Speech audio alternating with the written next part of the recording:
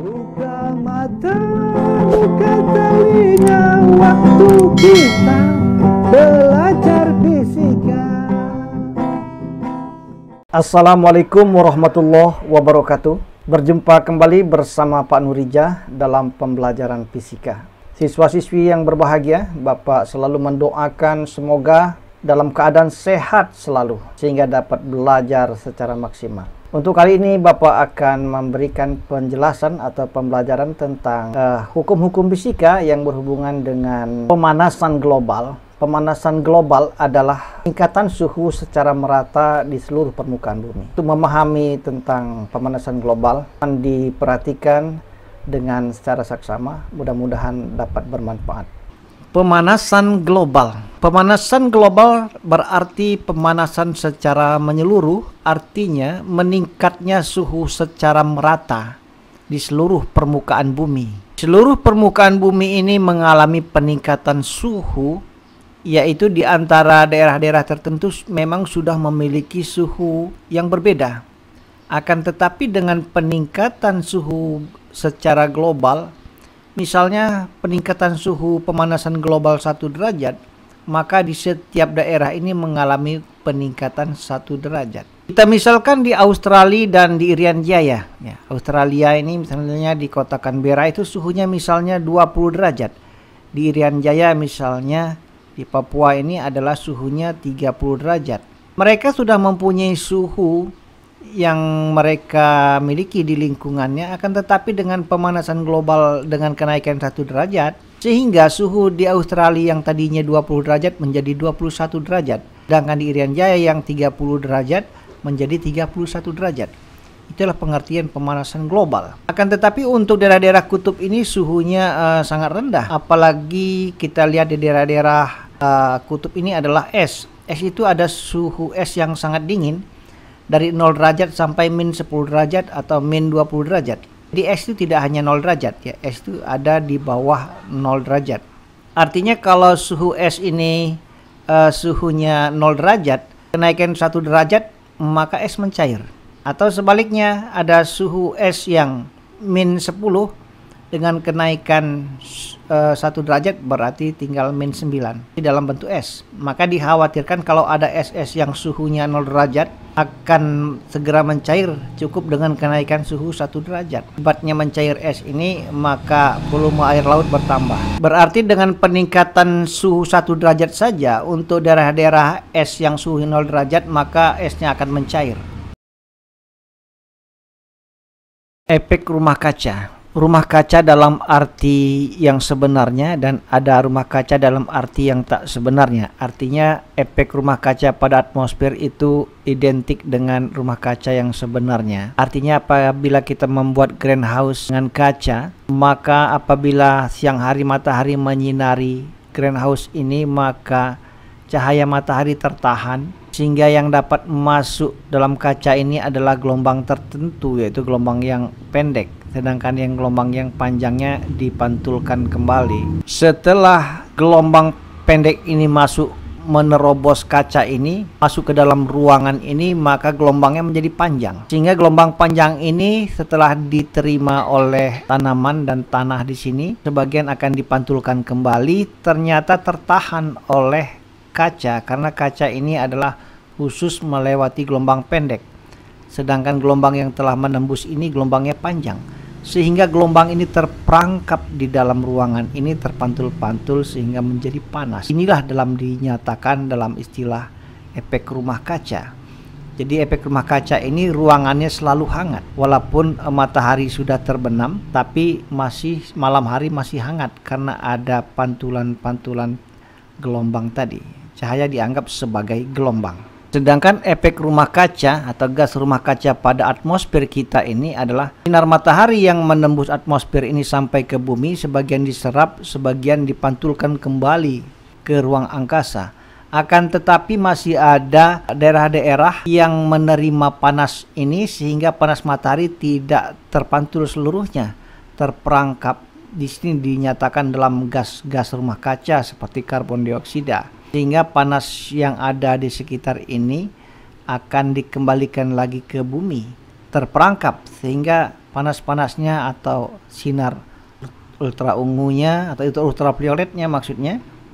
Jadi efek rumah kaca pada atmosfer ini, apabila ada sinar matahari yang menembus sampai ke permukaan bumi, sebagian diserap, sebagian dipantulkan kembali. Pada saat dipantulkan kembali ke atmosfer, di sini terdapat gas-gas penerima panas seperti gas CO2. Gas CO2 ini akan mampu menerima panas, sehingga panas yang akan dikeluarkan dari permukaan bumi ke atmosfer tertahan, sehingga karena di sini lebih panas daripada di permukaan bumi, maka suhu panas ini akan dipantulkan kembali ke permukaan bumi, sehingga daerah ini menjadi hangat terpantul-pantul. Walaupun pada waktu malam hari tidak ada lagi sinar matahari, akan tetapi panasnya masih juga memantulkan ke permukaan bumi, sehingga panas yang terperangkap ini dapat dinyatakan dengan efek rumah kaca. Efek rumah kaca ini sebenarnya diperlukan juga pada saat malam hari kita tidak terlalu dingin. Artinya pada saat panas di permukaan bumi lebih lama lagi panas yang dibuang, dengan adanya efek rumah kaca ini maka waktu malam tidak terlalu dingin karena ada penambahan suhu yang dipantulkan dari atmosfer, yaitu CO2 atau gas-gas yang mengandung karbon yang tertahan di sini memantulkan kembali. Akan tetapi apabila panasnya terlalu tinggi, maka terlalu banyak panas yang dipantulkan, maka penghuni bumi tidak merasa nyaman karena terlalu panas suhunya. Jadi gerah di dalam kehidupan di waktu malam hari karena pemanasan global pada efek rumah kaca ini meningkat.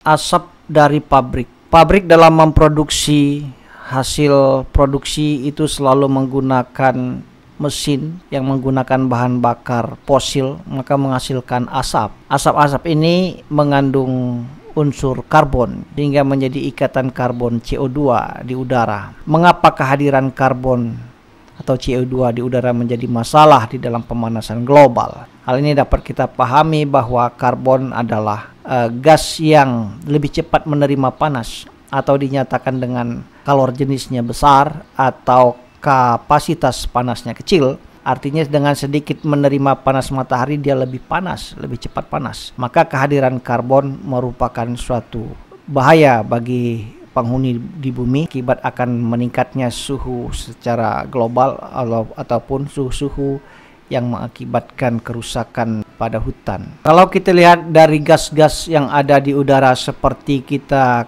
lihat saja bahwa gas O2 ini mempunyai kalor jenisnya sebesar 29, tetapi kalau CO2 adalah 37, itu lebih besar. Gas-gas yang ada di udara itu sepertinya gas uap air itu juga merupakan kalor jenisnya menjadi besar ya. CH, jadi yang mengandung C atau CO2 atau SO2 ini merupakan gas-gas di udara yang kapasitas panasnya menjadi kecil, sedangkan kalor jenisnya besar. Jadi kalor jenis untuk CO2 itu lebih besar daripada O2, sehingga CO2 lebih cepat panas. Bagaimana upaya untuk mengurangi panas, yaitu kandungan karbon dioksida di udara? Kita akan melihat dulu tentang tanaman ya. Pada waktu siang hari terjadi fotosintesis dari sinar matahari, ini mengakibatkan tanaman menyerap CO2 dan membuang O2. Jadi pada fotosintesis ini apabila hutannya lebat, maka dia akan lebih banyak menyerap CO2 sehingga panas di udara berkurang. Sedangkan waktu malam hari terjadi yaitu penyerapan, respiration, itu tanaman memerlukan O2 dan membuang CO2. Tapi pada waktu malam CO2 tidak menerima sinar matahari, maka suhu tidak terlalu panas. Jadi pada siang hari saja pada proses fotosintesis ini adalah tanaman menerima CO2. Oleh karena itu kita dilarang untuk menanam atau meletakkan tanaman di ruangan yang tidak ada ventilasi yang baik. Apabila tanaman kita letakkan di malam hari, kita memerlukan oksigen, tanaman juga memerlukan oksigen. Kita tidak memerlukan CO2, tetapi tanaman mengeluarkan CO2. Maka pernapasan kita terganggu dengan CO2. Maka sangat berbahaya apabila ruangan rumah kita itu ventilasinya tidak baik, kita letakkan tanaman, karena kita akan berebut O2 dengan tanaman dan kita menghisap CO2 yang mengganggu pernapasan. Mulailah menanam pohon untuk mengurangi pemanasan global. Pemanasan global dapat dipicu dengan kehadiran karbon dengan efek rumah kacanya. Penanaman pohon artinya kalau ada hutan yang gundul akan kita tanami tanaman sehingga penyerapan karbon lebih banyak.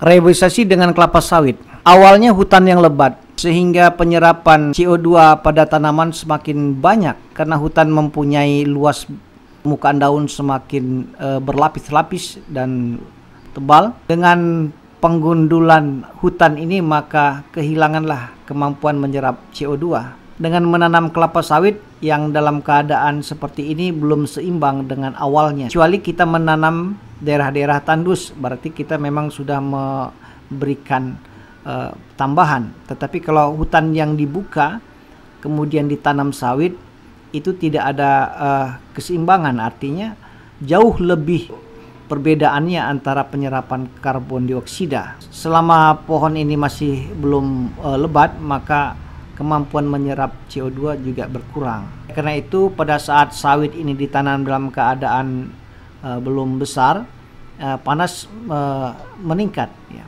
Panas dari awal hutan yang dibuka dengan reboisasi ini belum memenuhi. Oleh karena itu reboisasi kelapa sawit cukup menggunakan lahan-lahan yang kosong atau lahan-lahan yang sudah digarap. Upayakan tidak membuka lahan-lahan baru seperti hutan-hutan rimba, itu akan merugikan di dalam pemanasan global. Jadi dengan membuka lahan baru menjadi permasalahan di dalam pemanasan global.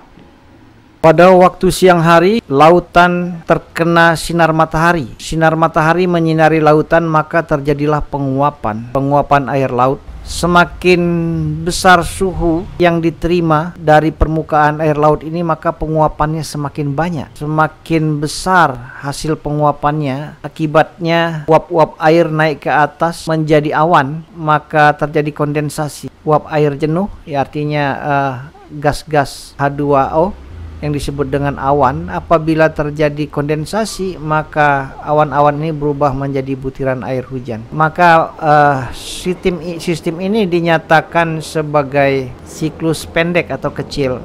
Penguapan di laut dan air hujan pun turun di laut.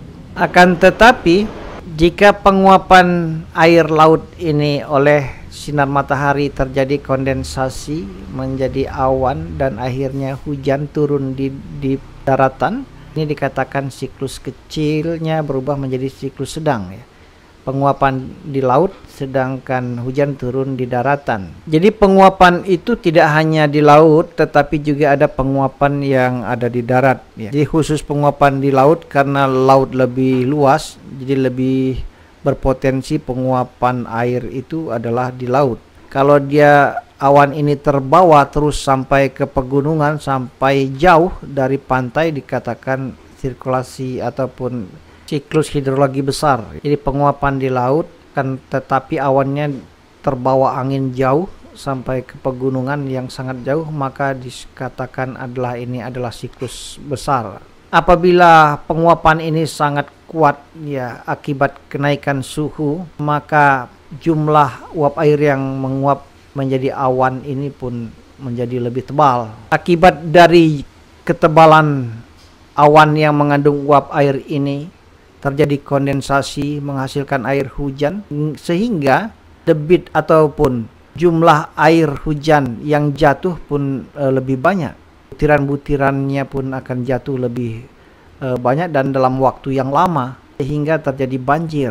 Jadi kalau awan hujan ini terjadi kondensasi, maka turunnya hujan dalam waktu yang lama dan jumlahnya yang lebat, hujan lebat itu, karena sebagian besar awan berkondensasi menjadi antara gas H2O menjadi H2O, maka terjadi banjir. Apabila daerah pegunungan atau hutan kita tidak mampu menahan air, maka akan terus masuk ke pemukiman sehingga terjadi banjir. Jika awan tebal itu tidak terjadi kondensasi sehingga penguapan terus terjadi, maka daerah-daerah Jadi kekeringan pertanian, sungai menjadi kering karena tidak ada air hujan, dikarenakan awan tidak melewati atau tidak turun di daerah-daerah tertentu. Maka daerah di satu sisi ada daerah yang kekeringan akibat pemanasan global karena tidak adanya hujan. Tidak adanya hujan bisa